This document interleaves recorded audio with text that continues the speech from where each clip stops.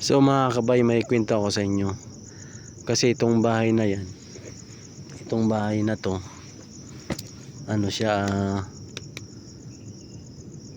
matagal nang wala nakatira. Walang nakatira to. So ngayon, nung simulang nag-duty ako dito, maraming nagkalampagan dyan. Kung ano naririnig mo, kung ano naririnig ko dyan. Ngayon,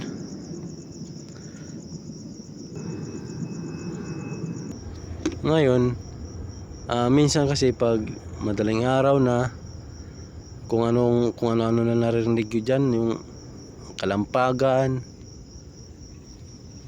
Ito luma na yung bahay na yan. May ano pa siya, may bintana. Yung bintana niya salamin. Ito yung pinaka-ayaw na ayaw ko, yung bahay na wala nakatira, na titingnan mo bigla tapos parang baka may biglang dumungaw.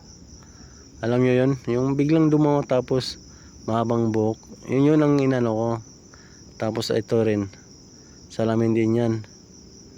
Yan o. Tapos itong ano niya, yung pinto niya makaluma na. Yung akala mo mga sinaunang panahon. Nung nag-duty ako dito, ang dami kong narinig mga kalampagan.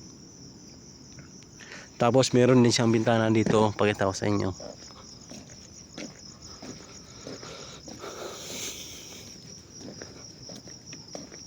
Ayan o, yan. Bintana din yan. Diba? Nakakatakot, no? Tingnan, no? Kasi hindi mo talaga maiwasan na mag-isipan na pag dumungaw ka dyan, pag tinitingnan mo yung bintana yan, baka biglang may dumungaw na multo or white lady, di ba? Ito pa. Yan. Ngayon, nung nag-duty ako, hinayaan ko lang yung naririnig ko. Hinayaan ko lang. Tapos yung gate may nagkakalabog. Tapos inisip ko lang talaga na baka diyan yung mga daga. Kaya siguro may kalampagan. Tapos yung kasamahan ko na mga kabay na nag-duty dito, nakamotor siya, 2:00 ng madaling araw. Ngayon, first time niya rin nag-duty dito. Ganon din narinig niya mga kalampagan. Una, hinayaan niya lang mga narinig niya, mga kalampagan. Tapos ngayon, parang lumalala yung kalampag. Parang hindi na niya hindi na siya mapakali. Ang ginawa niya, tumayo siya. Ngayon, inilawan niya yung bintana. Una niyang inilawan ito. Pati doon yung bintana doon sa gilid dito. Tapos itong pinakahuli, inilawan niya. Tapos nilapitan niya. Ngayon, pagkalapit niya, alam yung ginawa niya, bigla siyang kumaripas ng takbo. Alam niyo kaya siya kumaripas ng takbo? Dahil may nakita daw siyang white lady nakalutang. Tapos ang suot daw mahabang damit na duster na tapos mahaba yung buhok. Tapos nakatingin daw sa kanya. Kaya pala nung dumating siya, kumaripas siyang takbo, tapos iniwan niya yung motor niya.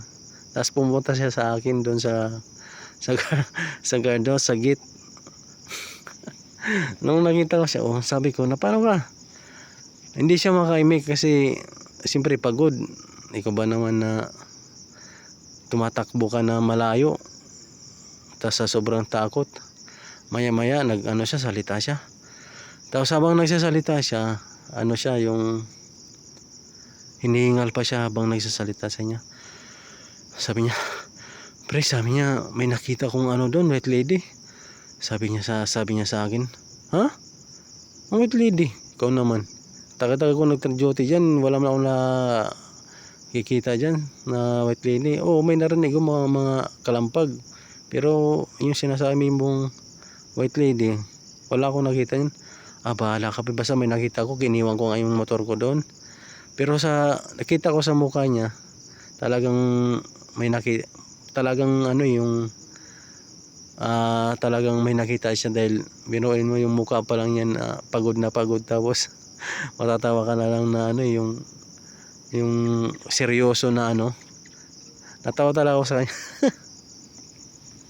Kaya yun, ang ginawa niya, nag-resign mga kabayo. Nag-resign yung guard na yun. Biruin mo, nakakita na nakalutang daw na ano, na white lady. Tapos pagka kinaumagahan, sa kanya kinuha yung motor. Dito lang din nakatabay yung motor niya sa harap ng guard house. Hanggang ngayon, ewan ko na saan na yung guard na yun.